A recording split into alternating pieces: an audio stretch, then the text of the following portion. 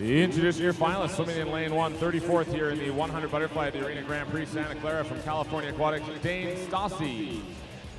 In lane 2, 24th in the 200 butterfly at the 2013 U.S. Open from the Athens Bulldogs Club, Pace Clark. Lane 3, tied for 14th in the 200 butterfly at the 2013 U.S. Open from Longhorn Aquatics, John Martin. In lane 4, tied for 7th in the 200 butterfly at the 2009 World Championships. Sebastian Russo takes second in the 400 IM. He'll be out of lane 4. Top qualifier, veteran from Stanford Swimming in Mission Hills, Kansas, Bobby Bollier. Here's Chase Kalish. Now, Chase Kalish did swim in the World Championship Trials Finals last summer in this event. Took a silver, of course, in the 400 IM in Barcelona. He'll be in lane 6. Ben Colley from the North Carolina Aquatic Club is in lane 7. Third finals of this Santa Clara meet for Corey Okubo, an 18-year-old from the Aquazot Swim Club.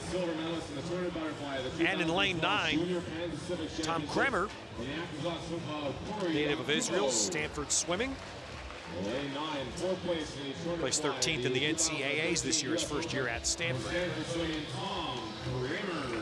So you see Chase Kalish in the IM and his standing that we've talked about.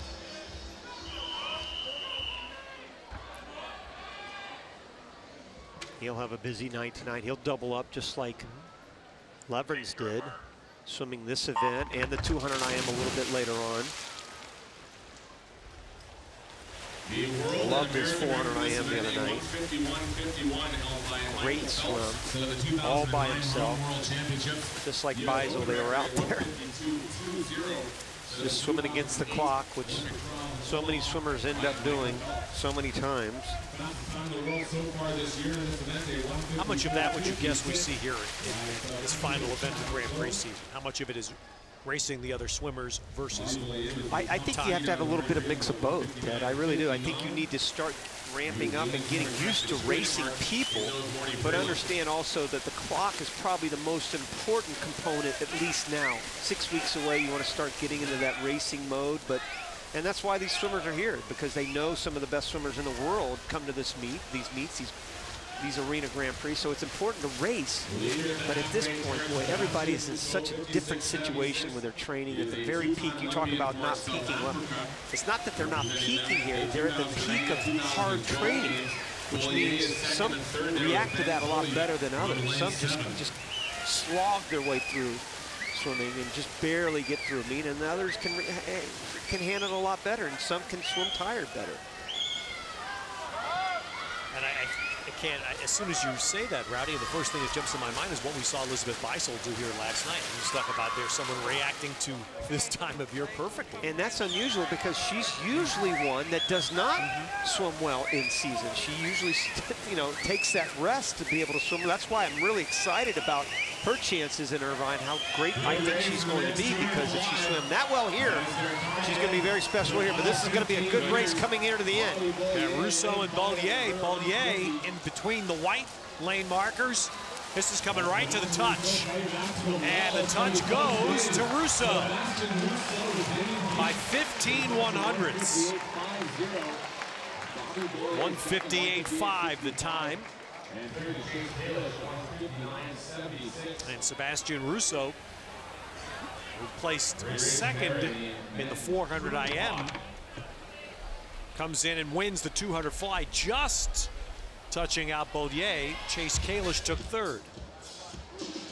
Here's the 150 turn. You can see the two swimmers starting to take command of this race by this point, so you kind of felt like it was going to be a two-man race going the last 10 or 15 meters, but it all came down to the finish. You see Bollier right there.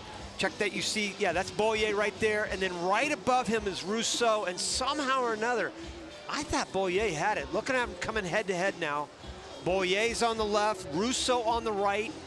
Russo keeps his head down. Bollier came up a little bit high and a little bit long on that finish, and that cost him. He needed to really kind of try to punch that wall, and Russo did a great job getting into that last 2 or 3 strokes. All right, Sebastian Russo is with us. Congratulations, Sebastian. Thanks very much. Rowdy was just talking about that touch at the end. Give us your view of that, how you finished. Well, in practice, I've just been trying to work the last couple strokes coming to the wall. In the past, I've been pretty weak in that area, so just practice has been paying off. Could you see Bobby coming home the last 50 meters? I had a sense where he was. Oh yeah, I thought he was ahead of me, and so that gave me a little extra motivation. Especially that last 5 meters, it just seems like you really were able to put your head down and stick that wall at the end. Yeah, really happy with that. Thank you. Well, congratulations. Good. Thank you, Sebastian. Thanks. Sebastian Russo. So it's a nice second event for him, a second place. Last night wins the 200 fly.